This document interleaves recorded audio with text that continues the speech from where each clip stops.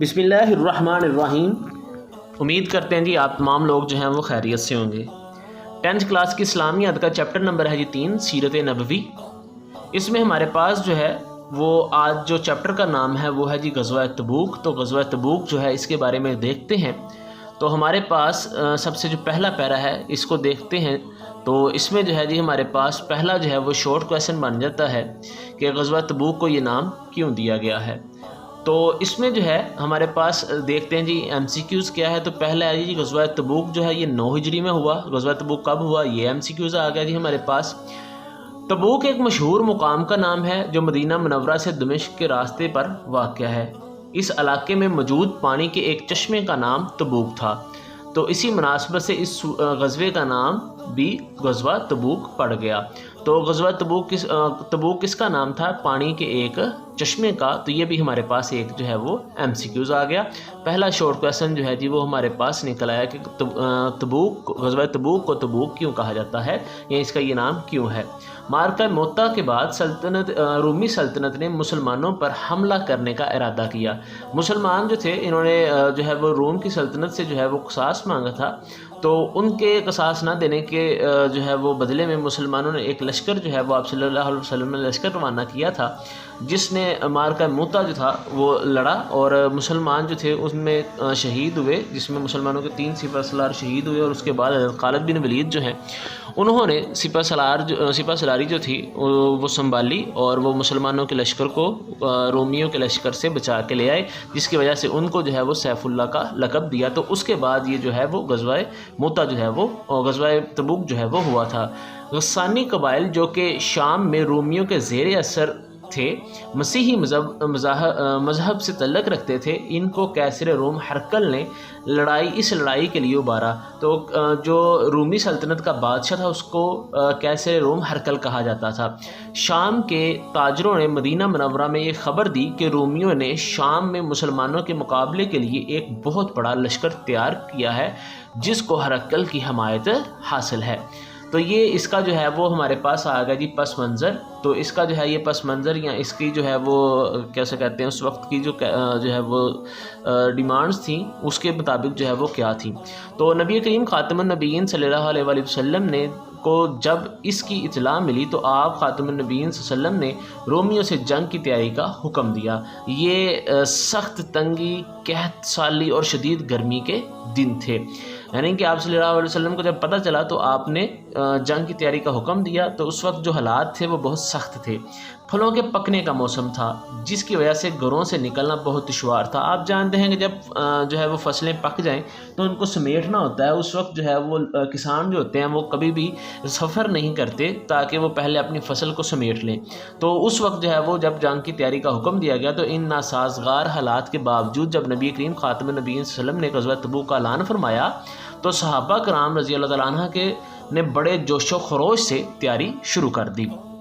تو غزوہ تبوک کے وقت مسلمانوں کے یا اس وقت کے حالات کیا تھے؟ تو یہ ہمارے پاس جو ہے وہ حالات جو ہے وہ اس کے یہاں تک یہ شارٹ کویسچن بن جاتا ہے۔ یہاں سے ہمارے پاس شارٹ کویسچن بننے گا کہ جی اس وقت صحابہ کا ناسازگار حالات کے باوجود صحابہ کا کیا طرز عمل تھا۔ تو یہ آگے ہمارے پاس شارٹ کویسچن بن جائے گا۔ آپ خاتم النبیین صلی اللہ علیہ وسلم نے اس مہم میں ہر اس شخص کی شرکت کو لازمی قرار دیا جو صحت مند ہو اور اس کے پاس سواری کا جانور موجود ہو، کیونکہ یہ سفر دور کا تھا اس لیے جو ہے وہ سواری کا جو تھا وہ لازمی کہا گیا۔ تو یہ ہمارے پاس جو ہے یہ آپ سے جو سوال تھا اس کا جواب یہاں تک مکمل ہو گیا۔ آگے جی نبی کریم خاتم النبیین صلی اللہ علیہ وآلہ وسلم نے غزوہ تبوک کی تیاری کے لیے مال و اسباب اکٹھے کرنے شروع کر دیے۔ نبی کریم خاتم النبیین صلی اللہ علیہ وسلم کے حکم پر صحابہ کرام رضی اللہ عنہ نے اپنے مال و دولت آپ خاتم النبیین صلی اللہ علیہ وسلم کے قدموں میں نچھاور کر دیے۔ حضرت ابوبکر صدیق رضی اللہ تعالیٰ عنہ نے اپنے گھر کا سارا مال نبی کریم خاتم النبیین صلی اللہ علیہ وسلم کی خدمت میں پیش کر دیا۔ رسول اللہ خاتم النبیین صلی اللہ علیہ وسلم نے دریافت فرمایا تم نے اپنے گھر والوں کے لیے کیا چھوڑا ہے؟ تو سیدنا ابوبکر صدیق رضی اللہ تعالیٰ عنہ نے عرض کیا میں نے ان کے لیے اللہ اور اس کے رسول کی محبت اور الفت کو چھوڑ کر آیا ہوں۔ تو یہ ہمارے پاس جو ہے جی یہ شارٹ کویسچن بن جاتا ہے کہ غزوہ تبوک کے موقع پر حضرت ابوبکر صدیق رضی اللہ تعالیٰ عنہ نے اپنے گھر کا کتنا مال جو ہے وہ آپ صلی اللہ علیہ وسلم کی خدمت میں پیش کیا۔ تو یہ ہمارے پاس اس کا شارٹ کویسچن جو ہے وہ بنتا ہے۔ اس کے علاوہ یہ شارٹ کویسچن بن جاتا ہے کہ جب آپ صلی اللہ علیہ وسلم نے حضرت ابوبکر صدیق سے پوچھا کہ تم اپنے گھر والوں کے لیے کیا چھوڑ کے آئے ہو، تو انہوں نے کیا جواب دیا، تو یہ ہمارے پاس اس کا آگے جو ہے وہ جواب بن جاتا ہے۔ اس موقع پر حضرت عمر فاروق رضی اللہ تعالیٰ عنہ نے اپنے گھر کا آدھا مال نبی کریم خاتم النبیین صلی اللہ علیہ وآلہ وسلم کی خدمت میں پیش کیا۔ تو یہ ہمارے پاس جو ہے یہ شارٹ کویسچن بن گیا جی۔ نیکسٹ کے حضرت عمر فاروق رضی اللہ تعالیٰ عنہ نے آپ خاتم النبیین صلی اللہ علیہ وسلم کی خدمت میں اپنے گھر کا کتنا مال پیش کیا، آدھا مال۔ اس کے بعد ہمارے پاس حضرت عثمان رضی اللہ تعالیٰ عنہ نے لشکر تبوک کی تیاری کے لیے 100 گھوڑے، 900 اونٹ اور 1000 دینار لے کر آپ خاتم النبیین صلی اللہ علیہ وآلہ وسلم کی خدمت میں حاضر ہوئے۔ تو یہ ہمارے پاس جو ہے جی یہ آ گیا شارٹ کویسچن۔ اگلا بن جاتا ہے کہ جی حضرت عثمان رضی اللہ تعالیٰ عنہ نے نبی کریم خاتم النبیین صلی اللہ علیہ وسلم کو غزوہ تبوک کی تیاری کے لیے کیا جو ہے وہ کتنا مال جو ہے وہ پیش کیا۔ نیکسٹ ہے جی ہمارے پاس آپ رضی اللہ تعالیٰ عنہ نے آگے بھی ہے جی اس کا جواب، آپ رضی اللہ تعالیٰ عنہ نے 1/3 لشکر کا ساز و سامان مہیا کیا۔ تو یہ حضرت عثمان کا جو مکمل سوال ہے جی یہ یہاں تک جو ہے وہ پورا ہو جاتا ہے۔ اس کے بعد ہمارے پاس حضرت عبد الرحمن بن عوف رضی اللہ تعالیٰ عنہ نے 4000 درہم، سیدنا عاصم بن عدی رضی اللہ تعالیٰ عنہ نے 90 وسق 1 ٹن یعنی کہ 500 کلو گرام کھجوریں پیش کی۔ تو یہ ہمارے پاس ہے جی ایک وسق جو ہے 13 ٹن جو ہے، یعنی کہ 90 وسق جو ہوتے ہیں وہ 13 ٹن کے برابر ہوتے ہیں، جس میں 500 کلو گرام کھجوریں ہوتی ہیں۔ حضرت ابو عقیل رضی اللہ عنہ نے رات بھر مزدوری کی اور نصف سا کھجور کما کر نبی کریم خاتم النبیین صلی اللہ علیہ وسلم کی خدمت میں پیش کی۔ تو یہ ہمارے پاس جو ہے پورے جو شارٹ کویسچن ہے اس کے مطابق ہم لکھ سکتے ہیں کہ صحابہ نے آپ صلی اللہ علیہ وسلم کی خدمت میں کتنا مال پیش کیا۔ تو یہ حضرت ابوبکر صدیق سے لے کے آنورڈ لکھا جا سکتا ہے۔ آگے دیکھتے ہیں جی صحابہ کرام رضی اللہ تعالیٰ عنہ کے ساتھ ساتھ صحابیات نے بھی اپنے اموال رسول اللہ خاتم النبیین صلی اللہ علیہ وسلم کی خدمت میں پیش کیے۔ سیدنا ام سنان اسلیمہ رضی اللہ تعالیٰ عنہ بیان کرتی ہیں کہ میں نے سیدنا عائشہ رضی اللہ تعالیٰ عنہ کے حجرے میں رسول اللہ صلی اللہ علیہ وسلم کے سامنے ایک چادر بچھی ہوئی دیکھی، جس میں مسلمان خواتین اپنے ہار، چوڑیاں، انگوٹھیاں، جھمکے، دیگر زیورات اور کپڑے ڈال رہی تھی۔ تو یہ ہمارے پاس آ گیا جی غزوہ تبوک کے موقع پر صحابیات نے آپ خاتم النبیین صلی اللہ علیہ وسلم کی خدمت میں کون سی جو ہے وہ چیزیں پیش کیں یا کیا مال پیش کیا۔ نبی کریم خاتم النبیین صلی اللہ علیہ وآلہ وسلم نے غزوہ تبوک کے موقع پر حضرت علی رضی اللہ تعالیٰ عنہ کو مدینہ منورہ میں اہل بیت کی حفاظت، گھریلو اور دیگر امور کی انجام دہی پر مامور فرمایا۔ تو یہاں پہ ہمارے پاس شارٹ کویسچن آ جائے گا کہ جی غزوہ تبوک کے موقع پر حضرت علی رضی اللہ تعالیٰ عنہ کو کون سی ذمہ داری جو ہے وہ دی گئی۔ اس کے بعد جی نبی کریم خاتم النبیین صلی اللہ علیہ وسلم نے سواریوں کی کمی کی وجہ سے بعض صحابہ کو مدینہ منورہ ہی میں ٹھہرنے کا حکم دیا، تو ان صحابہ کرام کے خلوص جذبہ ایمانی اور جہاد کے شوق کی وجہ سے ان کی آنکھوں سے آنسو نکل پڑے۔ تو یہ ہمارے پاس آ گیا کہ جب آپ صلی اللہ علیہ وسلم نے سواریوں کی کمی کی وجہ سے صحابہ کو مدینہ میں رکنے کا حکم دیا تو ان کا کیا طرز عمل تھا۔ نیکسٹ دیکھتے ہیں جی غزوہ تبوک کے سفر کی تیاری ایک زور و شور سے جاری تھی۔ ذات سفر اور سواریوں کا بندوبست کیا جا رہا تھا، لیکن منافقین کا ٹولہ طرح طرح کی سازشوں میں مصروف تھا۔ منافقین کے لیڈر جد بن قیس اور عبداللہ بن ابی جہاد کے لیے نکلنے پر قطعاً راضی نہ تھے۔ وہ اپنی جماعت سمیت مسلمانوں کے حوصلے پست کرنے اور رومیوں سے خوف زدہ کرنے میں مشغول تھے۔ تو یہاں پہ جو ہے وہ ہمارے پاس آ گیا کہ سفر کی تیاری کو دیکھ کر منافقین کا کیا طرز عمل تھا۔ جب نبی کریم خاتم النبیین صلی اللہ علیہ وآلہ وسلم اسلامی لشکر لے کر تبوک کی طرف روانہ ہوئے تو منافقین کا سردار عبداللہ بن ابی سنیتا الوداع کے پاس زباب نامی مقام پر اپنے ساتھیوں سمیت یہ کہہ کر واپس لوٹ گیا، اتنے گرم موسم میں حالات کی تنگی کے باوجود مسلمان رومیوں سے جنگ لڑنے جا رہے ہیں۔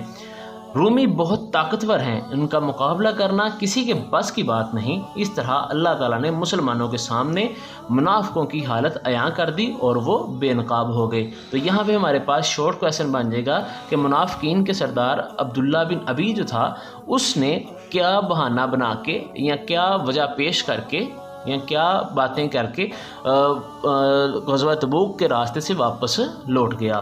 آگے جی ہمارے پاس پیج نمبر 28، نبی کریم خاتم النبیین صلی اللہ علیہ وسلم کی قیادت میں 30,000 صحابہ کا لشکر شام کی طرف روانہ ہوا۔ تو یہ ہمارے پاس MCQs آ گیا کہ آپ خاتم النبیین صلی اللہ علیہ وسلم کتنے ہزار کا لشکر لے کے یا کتنے مجاہدین لے کے غزوہ تبوک کے لیے روانہ ہوئے؟ 30,000 کے لشکر کو لے کے۔ سفر کے دوران مسلمانوں کو 3 طرح کی مشکلات کا سامنا تھا۔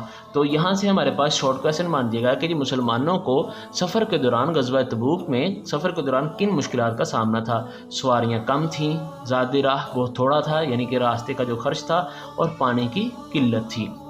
تو یہ جو ہے وہ ہمارے پاس تھی وہ مشکلات آ گئیں۔ تو اس کا حل کیا نکالا مسلمانوں نے؟ اس کا حل نکالا کہ ایک اونٹ پر صحابہ کرام رضی اللہ عنہ باری باری سواری کرتے تھے۔ مٹھی بھر کھجوریں کئی افراد میں تقسیم ہو جاتی تھیں۔ مسلمانوں نے 805 کلومیٹر کا یہ فاصلہ انتہائی استقامت، صبر و تحمل اور جواں مردی سے طے کیا۔ سامان کی کمی اور سفر کی تکلیف کی وجہ سے اسے جیش العروسات یعنی تنگی کا لشکر بھی کہا جاتا ہے۔ تو جو غزوہ تبوک ہے اس کو دوسرا نام کیا دیا گیا ہے؟ یہ بھی ہمارے پاس شارٹ کویسچن آ سکتا ہے یا MCQs آ سکتا ہے۔ اب یہاں پہ ہمارے پاس MCQs تھا کہ مسلمانوں نے کتنا جو ہے وہ سفر طے کیا، تو وہ 805 کلومیٹر فاصلہ جو تھا وہ مسلمانوں نے طے کیا تھا، یعنی کہ مکہ سے تبوک کا فاصلہ کتنا تھا؟ 805 کلومیٹر۔ مسلمانوں کی جرأت مندانہ پیش قدمی کو دیکھتے ہوئے رومی فوج اسلامی لشکر کے مقابلے کی ہمت نہ کر سکی۔ اس غزوہ میں مسلمانوں کو بغیر لڑائی کے فتح حاصل ہوئی۔ نبی کریم خاتم النبیین صلی اللہ علیہ وسلم صحابہ کرام رضی اللہ عنہم کے ساتھ تبوک کے مقام پر 20 دن قیام فرمانے کے بعد مدینہ منورہ واپس لوٹ آئے۔ تو یہ ہمارے پاس ہے جی اس کا نتیجہ کہ غزوہ تبوک کا کیا نتیجہ نکلا۔ تو یہ ہمارے پاس نتیجہ نکلا کہ آپ خاتم النبیین صلی اللہ علیہ وسلم وہاں سے صحابہ کے ساتھ بغیر جنگ کیے ہی فتح یاب ہو کے واپس لوٹ آئے۔ آپ وسلم نے وہاں پہ کتنے دن قیام کیا؟ 20 دن۔ آ گیا جی ہمارے پاس غزوہ تبوک میں سیدنا قعب بن مالک، حلال بن امیہ اور مروہ بن ربیع بغیر کسی معقول وجہ کے غزوہ تبوک میں شرکت کرنے سے رہ گئے۔ تو یہ ہمارے پاس شارٹ کویسچن آ گیا کہ غزوہ تبوک میں کون سے صحابہ جو تھے وہ شرکت کرنے سے رہ گئے تھے بغیر کسی معقول وجہ کے۔ تو غزوہ تبوک سے واپسی پر نبی کریم خاتم النبیین صلی اللہ علیہ وسلم کے پوچھنے پر جب منافقین جھوٹے بہانے تراش رہے تھے تو انہوں نے آپ خاتم النبیین صلی اللہ علیہ وسلم کی خدمت میں حاضر ہو کر سچ بتا دیا۔ آپ خاتم النبیین صلی اللہ علیہ وسلم سے معافی طلب کی۔ آپ خاتم النبیین صلی اللہ علیہ وسلم نے ان کے بیانات قبول کرتے ہوئے ان کی توبہ کی قبولیت اللہ تعالیٰ کے سپرد کر دی۔ صحابہ کرام رضی اللہ عنہ کو ان سے بات چیت کرنے سے منع کر دیا گیا۔ اس معاشرتی مقاطعے یعنی کہ اس جو ہے وہ قطع تعلقی کو 50 دن گزر گئے، یعنی کہ آپ صلی اللہ علیہ وسلم نے جو صحابہ کو ان سے بات کرنے سے منع کیا تھا 3 صحابہ سے، ان کے کتنے دن گزر گئے؟ 50، جو ان کی زندگی کے مشکل ترین دن تھے۔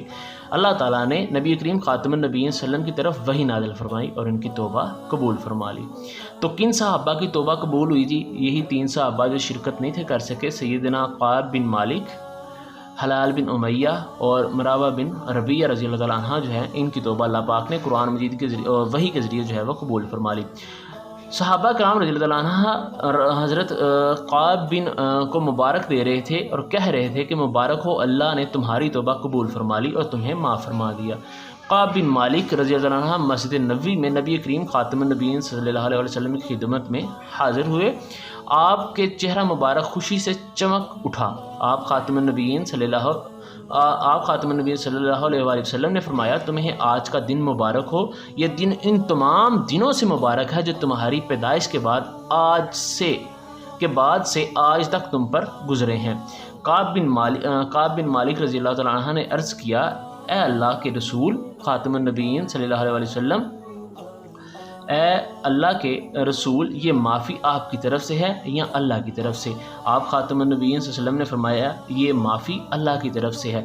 قعب بن مالک رضی اللہ تعالیٰ عنہ نے عرض کیا اے اللہ کے رسول، چونکہ اللہ تعالیٰ نے مجھے سچ بولنے کی برکت سے نجات دی ہے، اس لیے میں عہد کرتا ہوں کہ جب تک زندہ رہوں گا ہمیشہ سچ بات ہی کہوں گا۔ اللہ تعالیٰ نے مجھے سچ بولنے کی وجہ سے کس قدر حسین انداز میں نوازا ہے۔ تو یہ ہمارے پاس جو چیپٹر ہے جی یہ مکمل ہو گیا، غزوہ تبوک جو ہے۔ تو اس کی ایکسرسائز جو ہے اس کا لنک آپ کو نیچے ڈسکرپشن میں مل جائے گا۔